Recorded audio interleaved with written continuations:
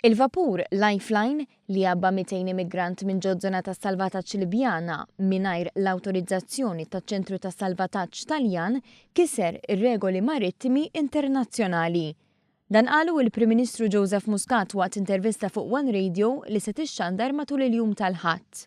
Il-Prim Ministru qal li s-salvataġġ ta' dawn il-200 immigrant kienet jiġi koordinat miċ-ċentru ta' Ruma u aktar tard dak Libjan. U spjega li kif inħarġet istruzzjoni lil Coast Guard Libjana sabiex tmur għal dawn l-immigranti, il-vapur Lifeline qabba lil kulħadd mingħajr l-ebda awtorizzazzjoni.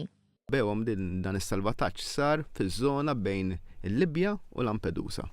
Qabbewhom u bdew sejrin lejn l-Italja.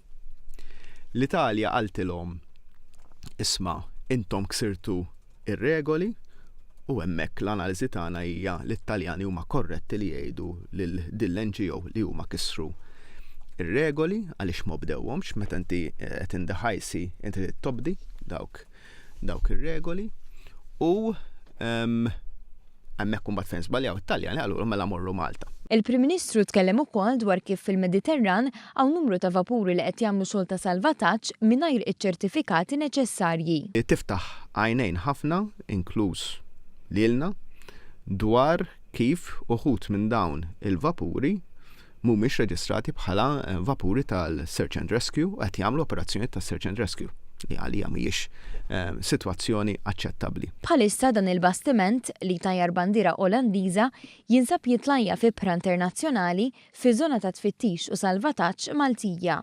Dwar dan, il-Prim Ministru stieden lill-ekwipaġġ ta' Lifeline sabiex jerġa' jirritorna għal pożizzjoni oriġinali tiegħu bilan li s-sitwazzjoni ma tkomplix teskala. Madankollu issa trid tkun l-Olanda li tagħti l-istruzzjonijiet u ordnijiet uffiċjali li jmiss. L-uniċi nies f'dan il-mument li jistgħu jgħidulhom ibqgħu mixjin la darba qegħdin jitlajjaw huma il-pajjiż fejn huwa rreġistrat dan il-vapur. U hawnhekk tidħol kwistjoni oħra. Għaliex dan il-vapur qed jgħid li huwa rreġistrat l-Olanda, imma l-Olanda qed tgħid li mhux veru huma rreġistrati magħhom. Intant, aktar tard matul il-jum, il-Lifeline talab l-assistenza medika. Minnu fih, il-Forzi Armati bdew b'ħidmietom.